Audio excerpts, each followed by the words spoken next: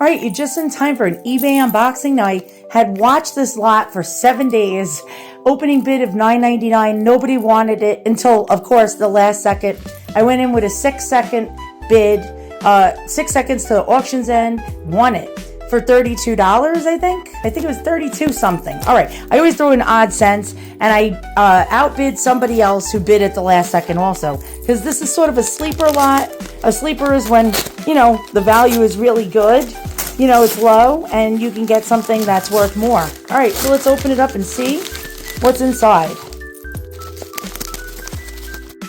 Now, I only wanted one out of the 2 pieces in the lot. That usually happens, but who knows? I might end up liking the second item that I didn't want.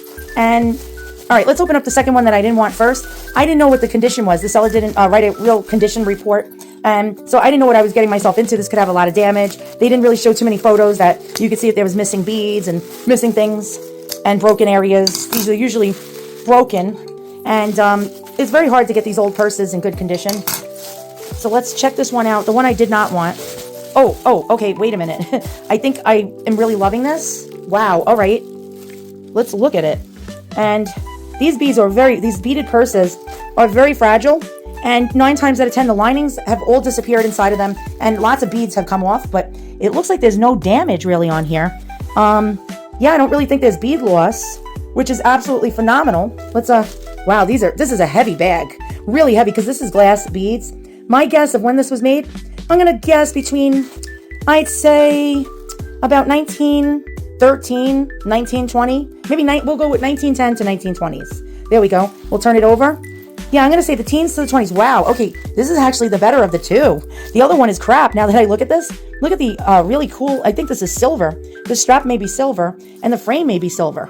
Let's zoom in on this frame. Look at this. Very Art Nouveau, Art Deco, flapperish. Wow, look at that. Look at this workmanship. This may be silver, and I'm going to look for silver hallmarks. Let's flip it over gently, because these can disintegrate very easily. We'll go outside and look at it in the light in a moment. And, okay, I don't want to... This chain is so thin. By the way, the more I look at it, this looks like this was a necklace.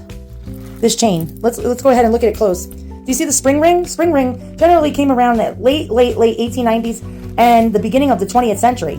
So this looks like this may have been added on. I don't know. This could be silver. So I'm going to look for hallmarks on the clasp. Sometimes it'll have a content of metal on there. I see a little marking on the tab. Could possibly be silver.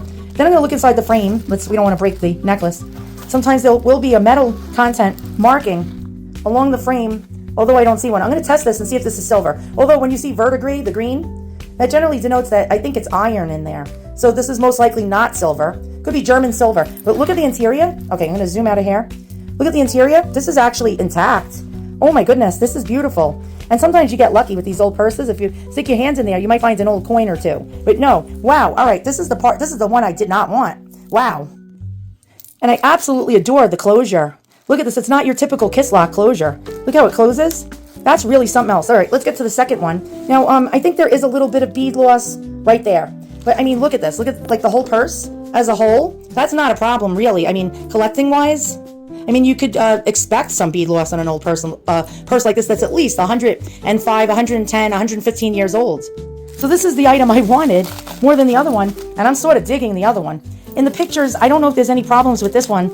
Again, the seller, if you're a seller on eBay, please give as much information about the condition of an item as much as you can, because sadly, if we just go off of pictures, if we're buying antiques, it's really hard to tell if we're getting our money's worth. But so far, I really think I got my money's worth for the lot with the other one. The other one pays for the whole lot, probably 5 times over, maybe 2 times over, 4 times over, but it certainly does pay for the whole lot. All right, let's get this out. Oh, okay, it's heavy also. And I really wanted this one. This one is actually, let's get this out here. This one is actually older. I don't know if you can see that. This one, you can tell by the frame, this is very Art Nouveau, which was an art movement from the 1890s to about 1907, 1908. Now, around the time this purse was made, these were generally known as chatelaine bags. They would dangle from a lady's waistband. They would have a ring right here with a hook, and it would dangle from a lady's waistband. Now, this really has old patina. This can be cleaned. This is German silver for sure. And this can be cleaned with Simicrone and a toothbrush, and you just wipe it off with a polishing rag. Very, very simple. Look at the back. This one, I'm going to guess the age to be about 1900 to 1908. And I can tell, actually, almost even 1890. I have a lot of purses that actually have patent dates inside them with the same type of beading from about 1890. And wow. All right. So let's open it up and see what's inside. And generally the linings of these are trashed. And wow, we have leather. This is a leather suede lining. I always check for like little coins or something. Nope, we got no hidden surprises in there. But wow, look at that. Okay, so if you clean this up, sometimes there'll be like German silver imprinted on this somewhere. But this is quite cool. Maybe it's not. Maybe it's even brass. Can't even really tell. But this is the purse that I was after. I do have a lot of what's known as these little purses that were called tam o'shanters, which use the same beading. Now, a company by the name of Bostonia, and it's actually really, really mysterious. There was a company that used to sell purse frames called Bostonia. I could not find much information about them, but they would make German silver purse frames with patterns to show you actually how to crochet or knit a purse and add beads. And you would just buy this separately. So this is definitely a homemade purse. Now, the way to tell also, these steel beads are tiny. I don't know if you can see, they're teeny tiny, microscopic. You can tell these are American steel beads. And you can tell that because of the rust. Now, French and European steel beads generally didn't have this problem. They did not rust like American beads. So this is definitely American purse. Probably Bostonia. We're missing one loop of beads. No big deal. I'm going to just cut that thread off. But wow, this was a great score. Now I'm going to show you a Bostonia purse pattern. And let's go ahead and get that open. Somebody on eBay is actually selling an original pattern. And let's try to click on it. You can actually see the purse frame. And it says Bostonia purse top. There is their logo. And I really can't make out what the letters are underneath their logo to try to do more research. But apparently warranted German silver. Directions for knitting on the back, which is quite cool. And look, Bostonia neck chain purse. Bunches of beads. You need spool.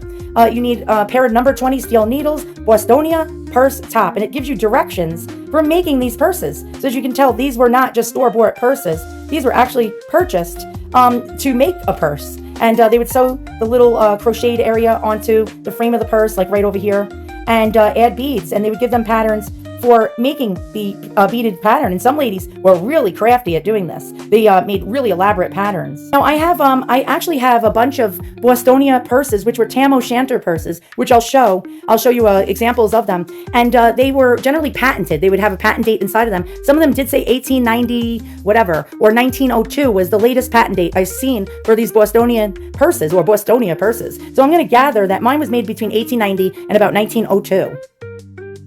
Okay, so here's what tam o'shanter purses looked like back then. Here's an example of one with a Bostonia frame. I don't know if we can see that. But these are really highly sought after with collectors.